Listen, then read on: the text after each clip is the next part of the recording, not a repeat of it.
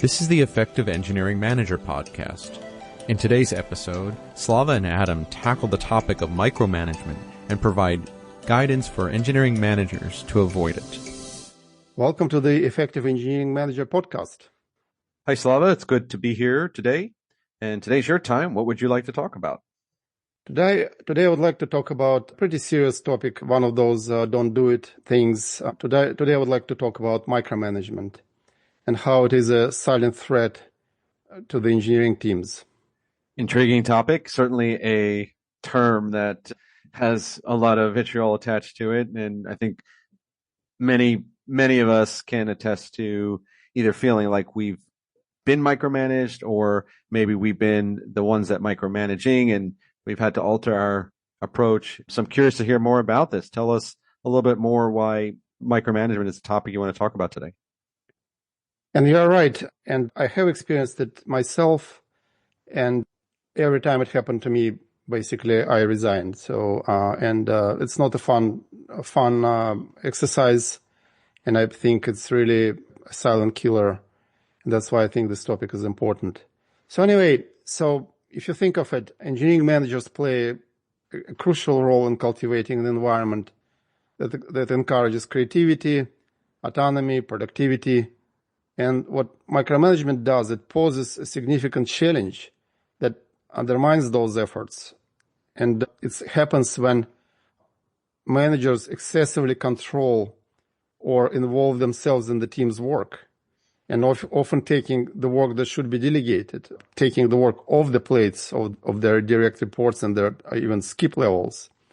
So essentially this behavior stifles the team's potential and as a result creates a toxic worker environment where morale and productivity steadily and sometimes sharply decline. So that's basically the problem. And so if you try to understand why it's coming from, is that micromanagement in engineering teams often comes from these three primary factors or sources. Number one is, and by the way, I'm just going to do a step aside. Micromanagers don't know how to manage. That's sort of this very long story short. It is an ability to manage. Right? It's just ineptitude in management. That's why it's scary when you have a manager who doesn't know how to do his job, right? And that's one of the fairly strong and fairly scary options. So anyway, the number one is an ability to delegate. Micromanagers struggle to delegate effectively, and this results in overwhelming workload for them, and that distracts them from strategic leadership responsibilities. So most engineering managers grow into the leadership roles organically. I did, you did, we all were engineers, and they didn't receive any formal training. And some people are naturally gifted in delegation. They are naturally born managers. So for many rather, this critical skill of delegation that remains underdeveloped, it doesn't exist at all if it's not studied, practiced. And without delegation, without mastering delegation, managers will just keep taking on more and more tasks. So the work comes at you and you keep working harder and harder.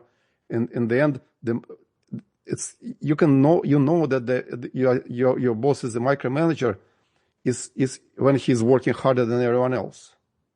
And I've seen it, and they're unavailable to management work. You cannot ask questions. You cannot ask for help. They don't have time, period, right? They're too much work. So the next one is, the next cause of micromanagement is fear of failure. So the anxiety that the team members' mistakes will reflect poorly on the manager in the eyes of their own boss, that drives this need to control everything. You're so fearful of the mistakes of your team that you must be in the full control. And this fear comes from the manager's concern that their performance will be perceived as low because their team is making mistakes. And that's what they do. They take on more and more responsibilities. They do team's work best they can. And instead of enabling the entire team under them to perform, to train them, to develop them and enable them to deliver, which is what is your responsibility as the boss. It's not your responsibility to work harder than everyone else. And I think this third cause of micromanagement is lack of trust. And you and I, we talked about the trust before. It's a critical thing to develop.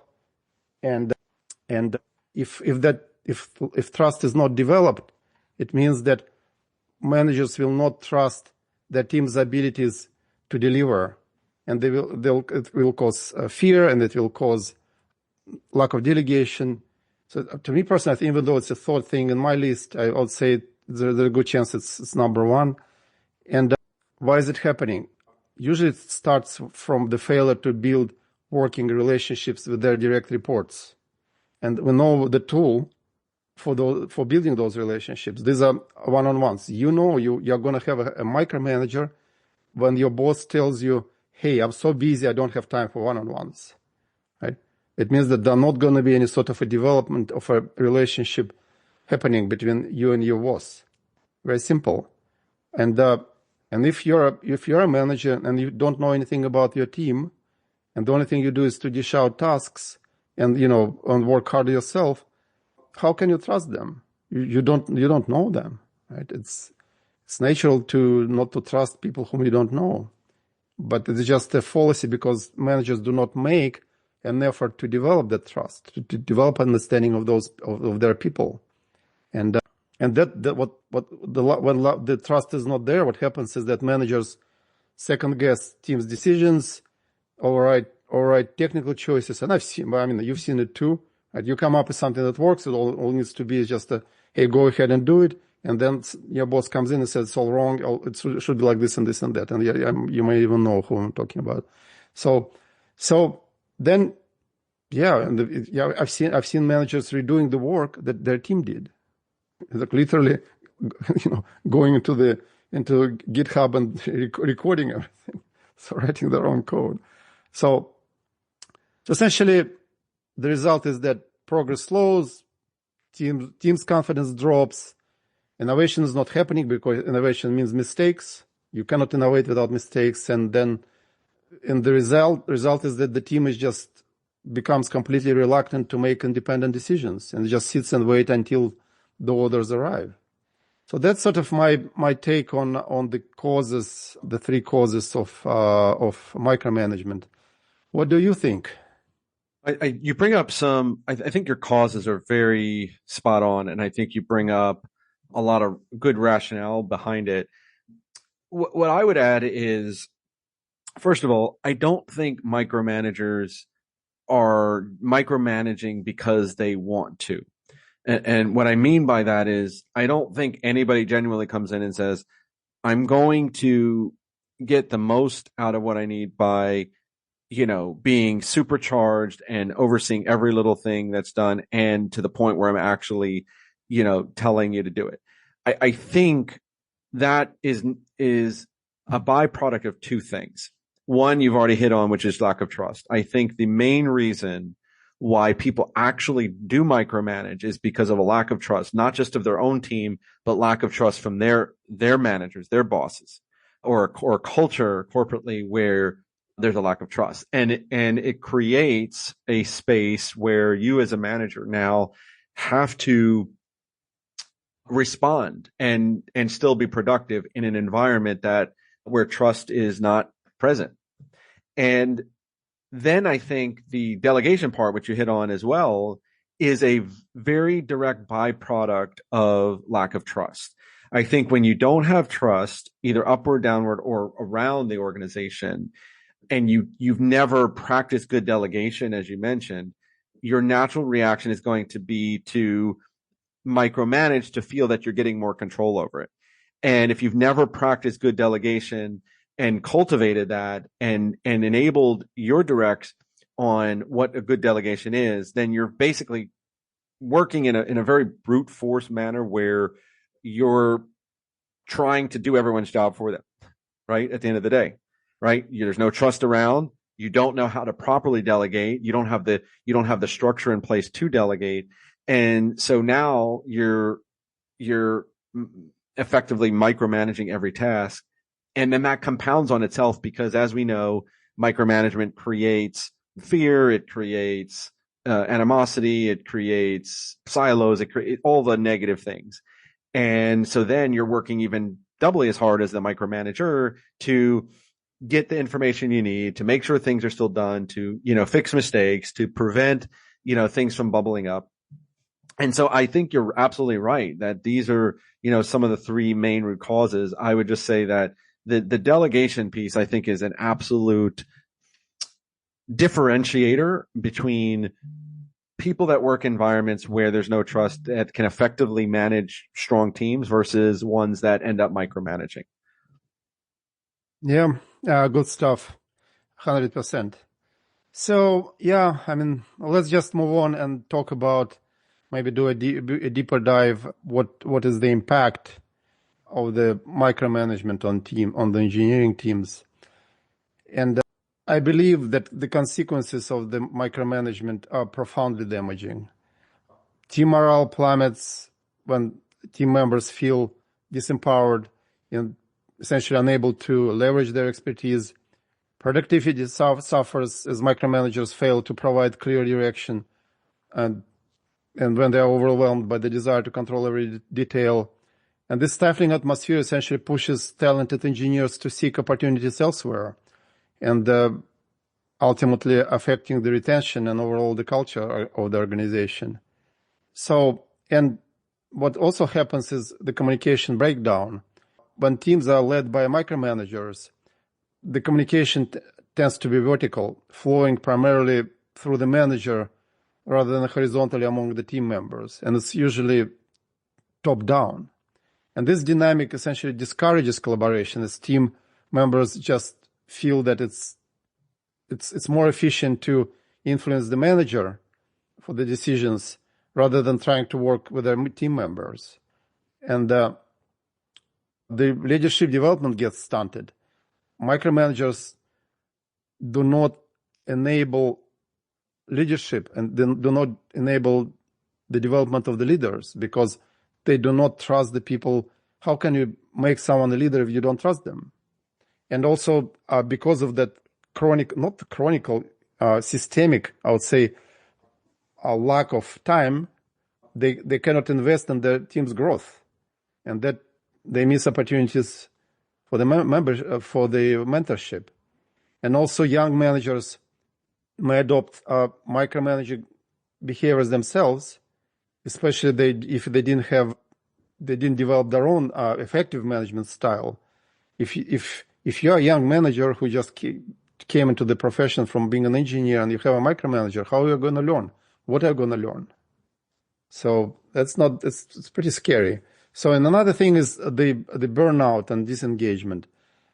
The engineers and the managers who are micromanaged often experience burnout because they just feel trapped in unfulfilling situations. There's no future. There's no light in the end of the tunnel, and this constant oversight, lack of autonomy, it just leads to frustration, and it just diminishes their engagement and motivation. So, and I can double click on the talent retention. So, micromanagement negatively impacts the retention of the top talent. High-performing engineers and managers require autonomy. That's why they are high-performing, because they can grab the task, understand what needs to be done, and drive to completion without engaging too much with their boss, because they know what they're doing, and without the trust to produce results, they just essentially the only message hyper performers or great performers receive is that their work is not needed, and the results are not needed, and that's why these talented members of the team will most likely leave and look for opportunities somewhere else. So, and maybe the fifth and maybe the most important thing it's not the most important, but one of those most important things is the project performance, because micromanagers do all the work themselves, don't allow the team to do the work, and if the team does the work, it's really contingent on continuous input from their boss. The performance of the delivery of the project suffers, because the focus inside the team with the micromanager boss is the focus of control rather than collaboration, and then you end up with sort of this essentially just like a downward spiral. The more you micromanage, the less effective you and your team becomes, and then the more and more delays and progress. So, and forget about being able to respond to changes and trying to hit the deadlines in such situation, and you can forget about the quality as well. So these are my thoughts on the impact on the teams and the projects. What are your thoughts, Adam? I think the part about burnout and sort of disengagement is really significant, and I'm glad you point that out, because again, I think coming back to the fact that micromanagers, they're doing this out of a need, to have control, to get something done. Again, I don't think it's intentional, but it's a byproduct of the environment. And now you've got a bunch of engineers in our case that are feeling overwhelmed, maybe threatened, maybe diminished because they feel like they're not good enough, that their boss has to constantly manage them and micromanage them. You don't have good relationships. There's no opportunity for delegation. So what's left then to keep, going in that hamster wheel and burning out, right? There's no space for any normal human interaction, no appreciation for people's skills. And like we mentioned, no delegation. So you can't really own your own space on anything. And I think that's a real thing. And it comes very quickly. I think you can burn people out very quickly because, again, you're not speaking the same language. As the micromanager, you're trying to, you're often trying to get something done. You're often trying to make sure something is happening in a very ineffective manner. And then the ones that are being micromanaged are often don't understand why. They don't feel like their work is appreciated, right? So you've got this huge disconnect. And you're absolutely right. People will leave. And it's really hard to build out any kind of culture, any kind of sustainability with a team when, there's this culture of micromanagement. Now, the one thing I'll also say is, I know we're talking a lot about this, and I'm sure a lot of people shaking their heads and have experienced this. And I don't think there's a vacuum. We don't live in a vacuum where you can't just not micromanage all the time. I think, all of the guidance that we've given before, right? Building good trust, having strong one-on-ones, learning delegation. These are all very strong pillars so that as a manager, when you need things to get done, or you need to make a decision, or you need to ask someone to do something, it doesn't get perceived as micromanagement, right? It gets perceived as, oh, okay, my boss just needs this, and we have a very strong foundation of a relationship to build off of. And it's not just, oh my gosh, this person is asking me, is just taking control of everything I do, right? So I think it just reinforces that absolute need for everything else we talk about. And I appreciate you bringing up this topic, because it is it is something I think more than not we experience, and often is very difficult to deal with. And when you burn out and you can't survive in that environment anymore, it's not healthy. Yep.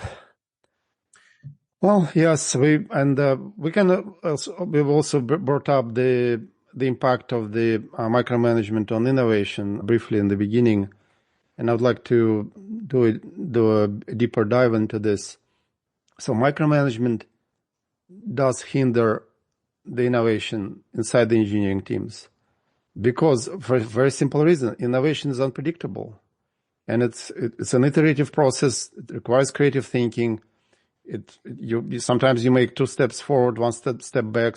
Sometimes things break, and you have to experiment. You have to learn from the mistakes, and these are the things which are the mistakes and the experimentation and the non-linear thinking. This is what micromanagers are fearful of. And if you think of it, just think of lack of autonomy, which is necessary without the autonomy is the key for the innovation. Because micromanagers usually impose, if they're good micromanagers, if they've been doing it for a long time, and some of them didn't do, they come up with strict guidelines of how things and what can be done and should be done. And they also monitor every step of those guidelines. Essentially, your ability to coming up with something which is not on the list of that guideline disappears, right? And it's just a playbook. You play by the book, and that's nothing else is going to happen. So, to be creative, engineers need freedom to explore different things, to make mistakes. And the micromanagement just creates this culture where employees hesitate to take risks, and in the end, in the fully developed micromanagement culture, they avoid risks. Not even hesitate. They just will do everything not to take risks because they're going to get punished for the mistakes. And this is where the innovation goes. So, creativity gets reduced when there's a prescription on how things should be done. This limits the scope of the creative problem solving, and engineers will feel constrained. They will have to follow prescribed methods, then developing their own innovative solutions. And in the end, this rigid structure just suppresses the original thought and leads to stagnation of the ideas. So, and it also slows down the decision making. If you think of it, no matter what the engineering team does, the micromanaged team must often wait for the approval from the higher ups before proceeding, with ideas or projects. No approval, no do, right? And because it's all tightly controlled, and this slows the innovation process, and the timeliness of decisions also suffers, because to have fast decision making, people should be making decisions on the ground by themselves for the benefit of the project or the mission. And waiting for approval just results in the lost opportunities and reduced responsiveness. And it does impact a company's ability to respond to the market needs, right? And then it leads even broader impact on the revenue of the company and of the company able to survive. And you're not enabling decision making. Are you really getting the best out of your people, right? And especially, like you mentioned, in the moment when you need to make a decision, are you empowering your people who you've hired to do these things to do it? And if you're not only does it slow down your decision making, I think it just completely deconstructs your entire process for building really highly effective teams and projects that come out of that. It can create, I think, a very flat culture where it's kind of like command and control, right? And that nobody wants to work in that either. So I agree with that. I think that's a significant negative impact of micromanagement. Sounds good. And one of the things I've heard before is that micromanagement is seen as overmanagement, because there's like a flood of low level directives driving everything hard. In fact, it's a form of undermanagement, because to be an effective manager, you have to be focusing on guiding your team. As we discussed, you can drive from the front, you can drive from the back, delegate and all the good stuff. And in case of micromanagers, they overload themselves by taking on the work their teams should be doing. And then this literally leaves no time for them to develop the teams, to take care of the teams, to give them what they need to be successful and to get results. So that they undermanage as a result. So what are your thoughts on this?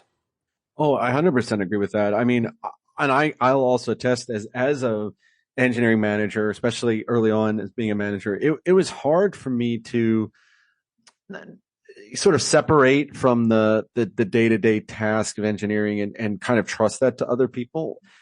I pushed really hard against the need or the desire to want to if I just jump in, I can help this. If I just jump in, I feel like I keep the program on track. Certainly I did at times, you have to, but I really tried really hard to push against it. It was not easy. And I think what I learned over time was two things. One, when you show trust in people, right? When you show that respect, the people that are your best employees really appreciate that, and they're going to come out, and they're going to really come out swinging to help support you in that regard, because they're going to appreciate the opportunity. They're going to appreciate that you actually did not micromanage them. And so that's really important. And it really shows how you appreciate the people that they're there for you and the people you've hired to do the job. And secondly, as a manager, that is the main thing you can do to scale. When you can properly delegate, when you can properly show trust, and you can probably say, look, I am not going to step into everything. It enables you to have a clear head as a leader to make good, more effective decisions, more time to contemplate those decisions, and stay at a level where you're going to provide a significant benefit to the team. And number two, you can scale. You can be able to focus on other things. And I think that's the biggest challenge. I think a lot of times, many people can manage a small, team of 3 or 4 or 5 people, few projects, right? I mean, that's pretty much in most people's wheelhouse, as long as you know what you're doing, it right. You can manage that. But if you want to scale to 10, 20, 50, 100 people, you cannot at all try to dive into everything everyone does, right? And so I agree with you 100% that you cannot try to do everyone's work for them. Or if that's your mindset, you really got to force yourself to step back and say, look, in order for me to scale, in order for us to be successful, I have to trust the people I have. And if it turns out the people that you have, or some of them, are not good enough to do the job, then you look at replacing those individuals or consolidating those roles, right? But trying to do people's work for them, thinking that it's going to be sustainable, is never successful. Does that make sense? Well, it does. It does. So it sort of brings this next question, or the question is, what does the org do if it discovers that they have a micromanager in their midst? And many organizations don't actively measure the impact of micromanagement, but I think it's essential to do, and it's essential to know, especially within the engineering teams. And one of the tools could be, actually it's a great tool, is regular surveys that assesses how the team is doing, and what is the input on how managers behave, or if there are signals that the team is overworked and overdriven without giving the agency.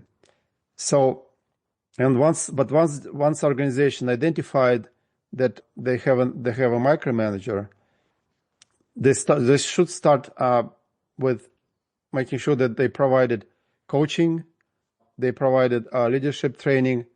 Bosses of the micromanagers need to work harder. They need to monitor the situation, making sure that the progress is made.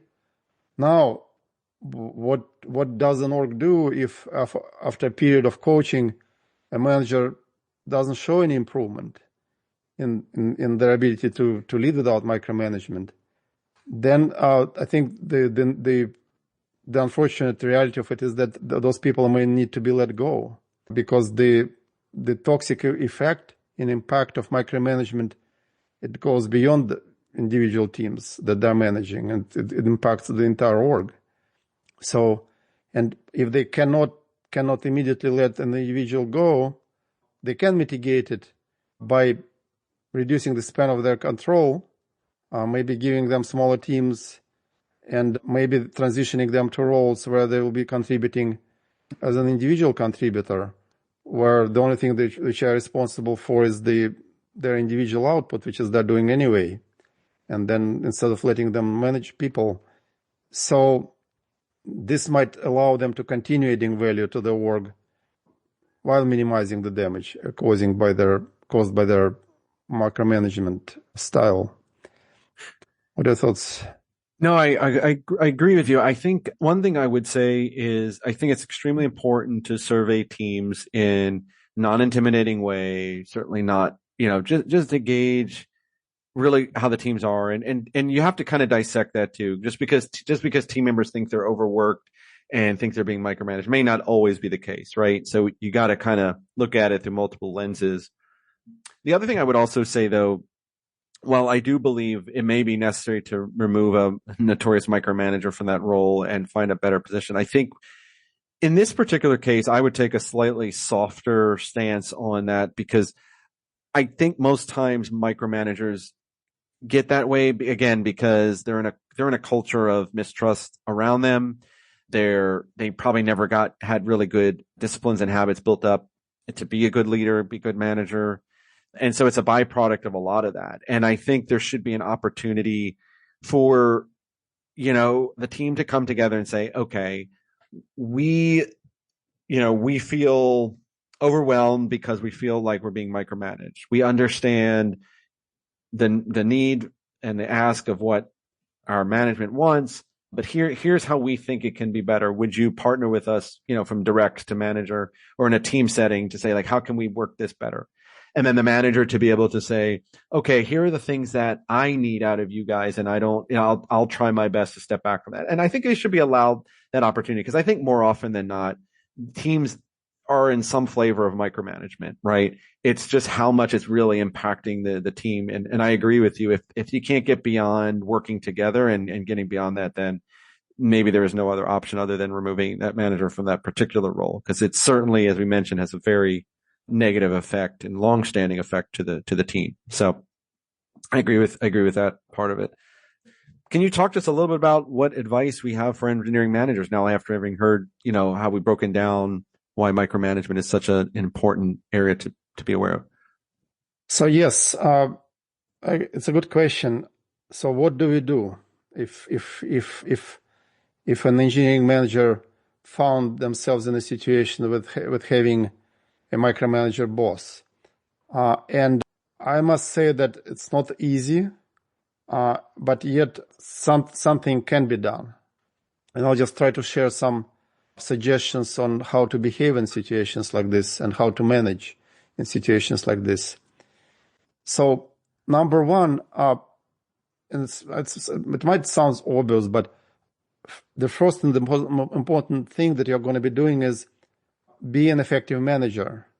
Take care of the team, get stuff done, and take care of your boss.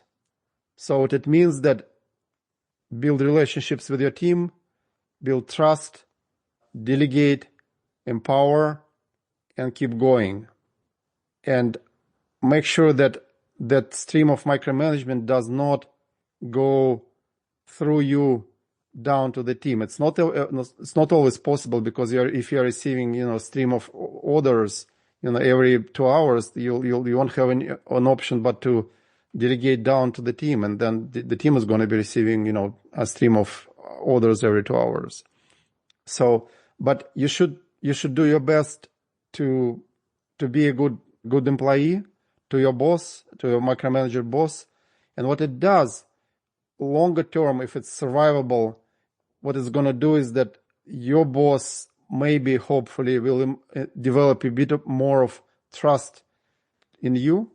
If they continuously seeing results get done, delivered, the team taken care of, so maybe they'll feel more safe and feel more trusting in working with you, and maybe you are going to suffer less and your team is going to suffer less.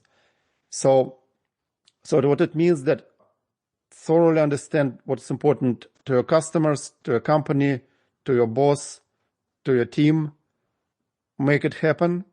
And also it's important, communicate clearly what micromanagers do not like at all, or what makes them really become even worse in their behaviors, is lack of communication or poor communication. You need to over-communicate with the micromanager. If your micromanager knows that things are happening, everything is fine, things are going, they're going to feel better about it, and they're going to feel they're going to be less fearful, and they hate surprises. So, and when you communicate, focus on positives, because there are lots of good things happening. Sometimes the things are not so good, but focus on positives, and do make sure that you do communicate negatives professionally. And when you communicate negatives, the critical component, it's important, a basic communication skill, I think. When you communicate negatives or mistakes or events going in the wrong direction, don't just say that things went in the wrong direction. Do tell what you are doing about it, or what you are going to be doing about it. That is so much better, because if you don't, your micromanager will come up with his own or her own ideas how things should be done. Like I said, you have to protect your team. All right. So as much as you can, avoid putting your direct reports in front of your boss, because if you do, they'll start managing them as well. So sometimes, your boss has a role power of asking for work, from anyone on your team. They'll do it. But again, make sure that your boss feels safe and they feel that you and your team are reliable. That will help a bit. So you have to maintain professional compliance. Because you have a micromanager doesn't mean that you should not talk to your boss or you should stonewall them. If you receive an order, you have to execute, because your boss is the company to you. You have to execute. And you'll see that they'll ask who is working on what on your team, or maybe down deep in the org if you're a middle manager. You have to be truthful. You have to provide high quality responses. But again, focusing on successes, on the deliverables, and thoroughly communicating timelines, what's expected and what's happening. And the last one is that even though I'm a bit pessimistic, and in the end of the day, they are not going to change. It's unlikely, and you will be tempted to leave. And if you can, my personal advice: you go and find a leader you can stand behind, and you can work together, right? But I have to warn that option is not available to everyone, right? Because you might have a family, you may be providing for a family, you might have a mortgage, and you have a bunch of social and family responsibilities, and then you just need to soldier on. Just follow this approaches I already described, and keep going, and keep delivering, because your responsibility to the company is to deliver good stuff and take care of the team. These are the 4 things or 5 things I wanted to share with our listeners. Well, thank you, Slava. Certainly a very important topic, and I think this is really great guidance. And I think you button it up pretty well by saying, there's reality to everything. You can't just get up and leave. You can't so easily, right? And still being professional is really important, and working through that and finding a way to have good communication with your boss and give good feedback, and maybe even take on opportunity or encourage opportunity for them to delegate. Maybe they're looking for that too, is also good. So I think great stuff. Really appreciate the topic today. Thank you, Adam. And it's good to have you as a partner as always. And more good stuff is coming. And just want to remind our listeners that we are doing this because we believe that better managers will build a better world. And if you found this episode valuable, I encourage our listeners to share it with your network. And the complete archive of the episodes of the Effective Engineering Manager podcast and our contacts and contact details can be found at www.effectiveam.com.